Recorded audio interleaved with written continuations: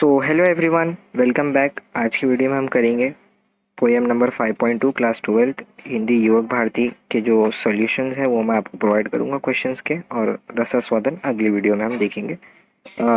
Again I am reminding कि आप reference book से इसके जो हार्ड वर्ड्स हैं उनके जो मीनिंग्स है वो थोड़ा सरल भाषा में थोड़ा देख लीजिए। क्योंकि एग्जाम्स में ज़्यादातर वो सब पूछे जाते हैं। कभी क्या मतलब आपको हार्ड वर्ड दे देगा और पूछेगा इसका नॉर्मल बताओ, तो नॉर्मल देगा और पूछेगा क्या पैराग्राफ में जो वर्ड आया उसके लिए यूज़ हुआ है वो बताओ। तो ताकि जिससे आप थोड़ा उसके लिए तैयार हो, सो आई एम सजेस्टिंग कि आप रेफरेंस बुक में से भी उसको अच्छे से रेफर कर लीजिए। तो चलिए शुरुआत करते हैं क्वेश्चन आंसर्स का।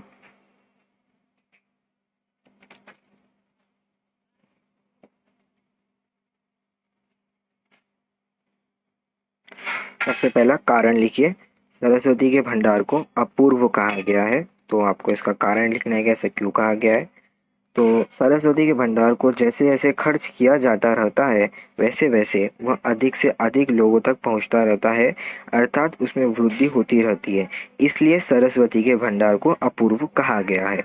बहुत अच्छा वैलिड रीजन दिया गया है, एकदम अच्छी लैंग्वेज में। Okay, next. व्यापार में दूसरी बार छल कपट करना असंभव होता है।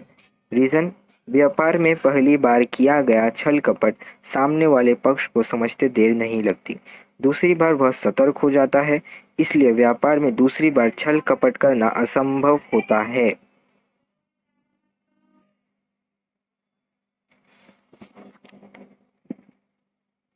नेक्स्ट,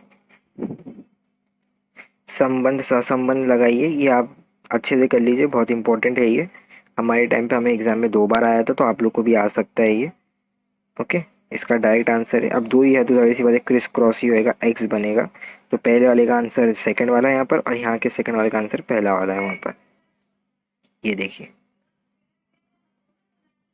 नेक्स्ट, निम्नलिखित शब्दों के लिए विलोम शब्द लिखिए, मतलब विरोधार्थी शब्द।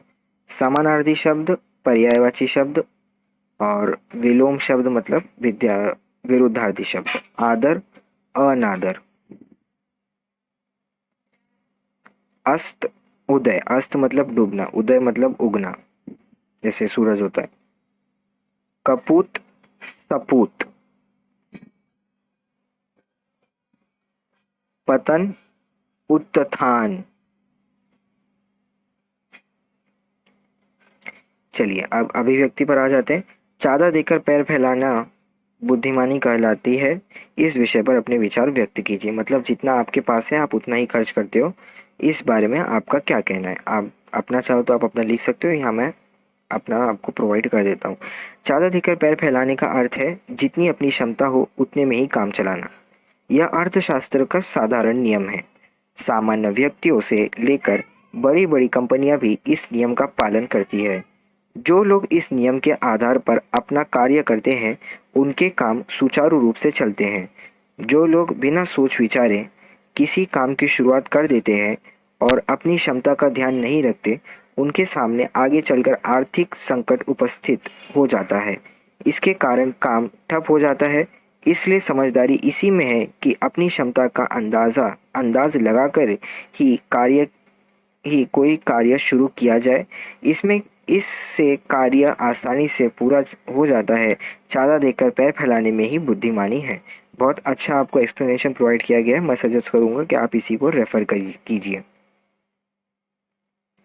नेक्स्ट, ज्ञान की पूंजी बनाना चाहिए। इस विषय पर अपने विचार लिखिए, मतलब आपका जो पूंजी मतलब आपकी सैलरी आप बोल सकते हो, या तो जमा करते हो आप लोग सेविंग्स। तो ज्ञान की भी सेविंग्स आपको बनाना चाहिए, मतलब ज्ञान हमेशा कलेक्ट करना चाहिए। तो उसके लिए रीज़न है, ज्ञान मनुष्य की अमूल्य पूंजी है। सही बात है। बचपन से मृत्यु तक मनुष्य विभिन्न स्रोतों से ज्ञान की प्राप्ति करता रहता है।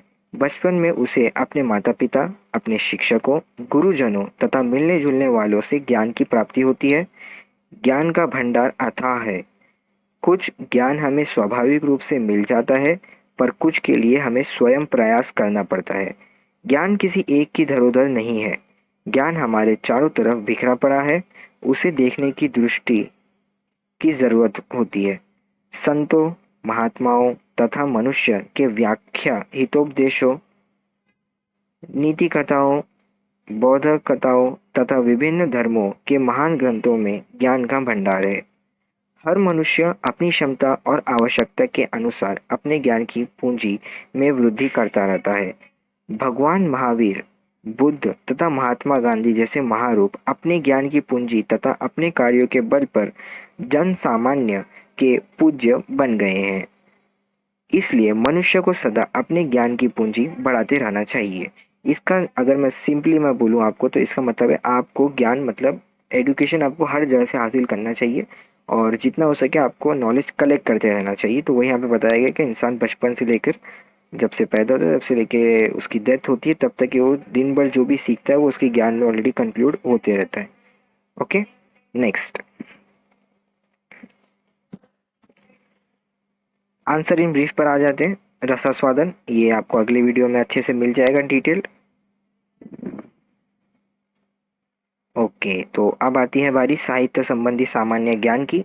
वरुण जी की प्रमुख रचनाएं, हमारे जो मतलब पोएट है उन्होंने, उनका नाम है वरुण, तो उनकी जो प्रमुख रचनाएं हैं वो बताने का है। तो वरुण जी की प्रमुख रचनाएं इस प्रकार है। वरुण सतसई, समित शिखर छंद, भाव पंचाशिका, पवन पचीसी, हितोपदेश, यमक सतसई, वचनिका तथा सत्य स्वरूप आदि। कंपलसरी नहीं है, हमेशा ही तरह मैं बोल रहा हूँ कि आप इतने सारे पूरे लिखो। कोई चार आप ले सकते हो जो आपको सही लग रहे हो, जिनकी स्पेलिंग आपको सही लग रही है और समझ में आ रही हो। तो कोई चार आप इनमें से अच्छे से सिलेक्ट कर सकते हो और उसके आगे लास्ट में आदि लगा सकते हो जैसे यहाँ पे लगा हुआ है। ओके, नेक्स्ट दोहा छंद की विशेषताएं लिखिए। चलिए देखते हैं क्या है दोहा छंद की विशेषताएं। दोहा अर्ध सम मात्रिक छंद है। ओके, इसके चार चरण होते हैं। दोहे के प्रथम और तृतीय, प्रथम मतलब फर्स्ट, तृतीय मतलब थर्ड, विषम चरण में 13-13 मात्राएं होती है तथा द्रवितीय और चतुर्थ, द्रवितीय मतलब सेकंड और चतुर्थ मतलब फोर्थ, सम चरणों में 11-11 मात्राएं होती है। दोहे के प्रत्येक चरण के अंत में लघु वर्ण आता है। अभी जो यहाँ पे जो नीचे दिया गया है, जैसे ये एक एग्जाम्पल दिया गया है, ये आपको एग्जाम में लिखने की बिल्कुल भी ज़रूरत नहीं है। वरना बच्चे लोग मतलब हमारे टाइम पे भी मतलब जो थे हमारे जो क्लासमेट्स, वो लोग मतलब रेफरेंस बुक से पढ़ते थे और वो लोग ऐसा पूरा लिख देते थे। तो मिस वो लोग को यही बोलते थे कि मतलब बेटा कुछ फ़ायदा नहीं है क्योंकि आपको सिर्फ मतलब उसके बारे में पूछा गया, ये नहीं पूछा कि उसका एग्जाम्पल भी प्रोवाइड करो। तो आप फुकट में उसके लिए मत जाओ। अगर मेरा सजेशन लोगे तो इतना है, जो 3-4 लाइन है आप उसी को अच्छे से ले लो फोटोज़ का। आपको चाहिए तो मैं आपको प्रोवाइड कर देता हूँ, ऐसा नहीं, ये लो आप ले सकते हो। जैसे ये रहा, आपको चाहिए तो आप ले लो। ओके, तो इसी के साथ हमारा जो चैप्टर है 5 वो कम्प्लीटली पूरा हो गया है। 5.1 जो था हमारा गुरुबानी, उसका भी मैंने अच्छे से आपको सब पूरा प्रोवाइड कर दिया। 5.2 जो था ये भी अब अच्छे से पूरा प्रोवाइड हो गया। इसका जो अभी रसास्वादन है वो आपको अगली वीडियो में अच्छे से मैं प्रोवाइड कर देता हूँ डिटेल के अंदर। तो वीडियो अगर आपको अच्छा लगा हो तो लाइक कीजिए, शेयर कीजिए। चैनल पर नए आए हैं तो सब्सक्राइब कीजिए, अपने बाकी फ्रेंड्स के साथ भी इसे शेयर कीजिए, उन्हें भी सब्सक्राइब करने के लिए सजेस्ट कीजिए और अपने व्हाट्सएप ग्रुप और कॉलेजेस ग्रुप, अपने जूनियर सबके साथ हमारे चैनल को शेयर कीजिए और हमारे चैनल को ग्रो करने में हेल्प कीजिए। आगे आपके लिए अच्छे से अच्छा हम कंटेंट प्रोवाइड करेंगे। तो जब तक के लिए अपना लव एंड सपोर्ट दिखाइए। Till then take care, goodbye, stay happy, stay safe.